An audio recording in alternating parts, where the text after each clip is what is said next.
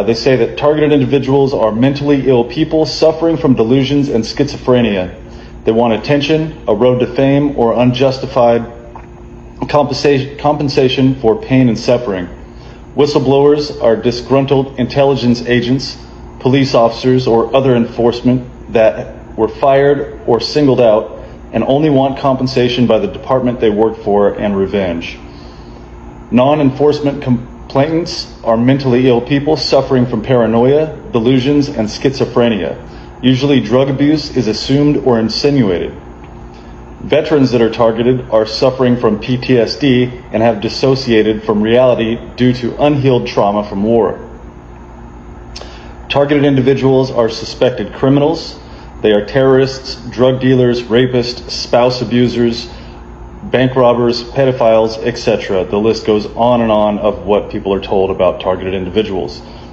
Targeted individuals are violent people that need to be watched 24/7 to ensure local and national security. You hear a person in a respectable position say something like this, you just take it for what it's worth and go along with life and just assume that somebody that's a targeted individual is just nuts.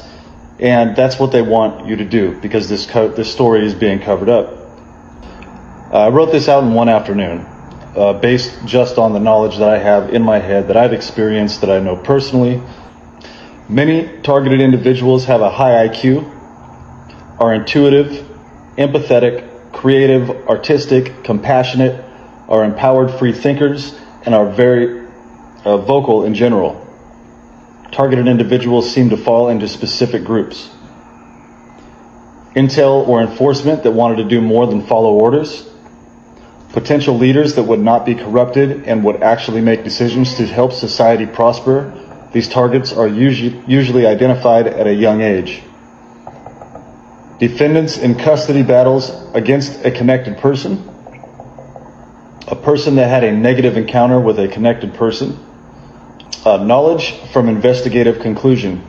Complaints from targeted individuals are similar or the same in the United States and all around the world.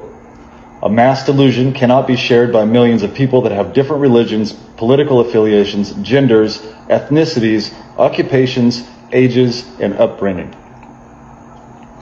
Due to the exact repeating circumstances, facts, and conditions such as medical examinations, sworn affidavits, convictions of perpetrators in litigation, perpetrator confessions, and whistleblower testimony, it appears that occurrences in a targeted individual's life are carefully organized and executed events that are highly funded.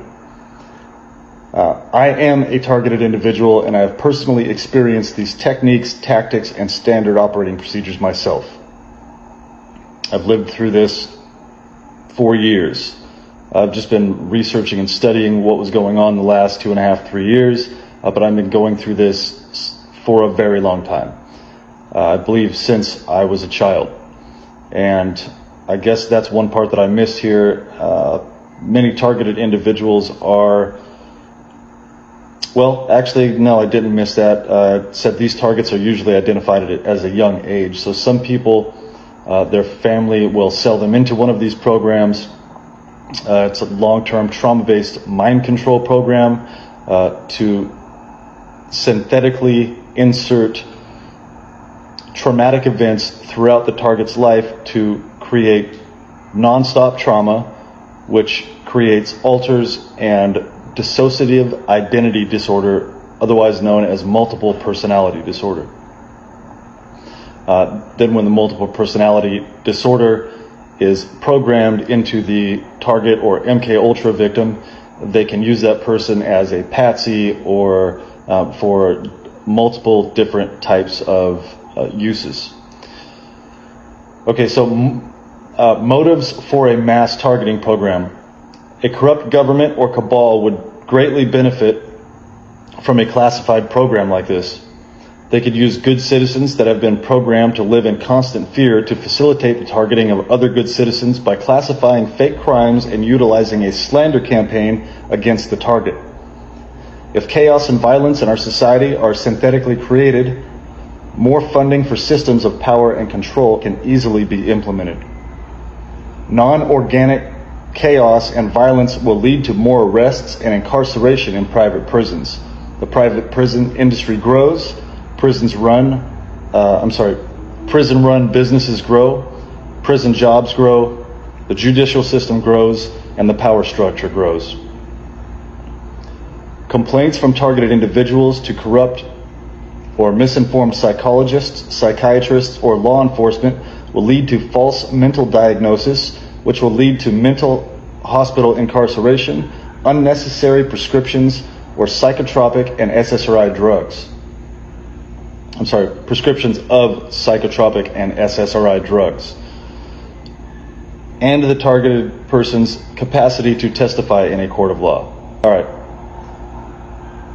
The more people that are targeted, the more the psychological hospital system and big pharma and the private prison industry will grow, earning billions of dollars a year. Also, after mental diagnosis is labeled, children can be taken from good families and trafficked for profit. This program is the largest, most lucrative physical and psychological crime ever committed against the people of the United States and around the world. The end result is total control of all citizens, businesses, and government for a one-world totalitarian government. This is the 1% of our population that is in control of probably 85 to 95% of the wealth in the world, and the rest of us fight over the remaining small percentage. This targeted individual program is to quiet and to take out the people that would be instrumental in fighting against a totalitarian occupation of our government and implement world control.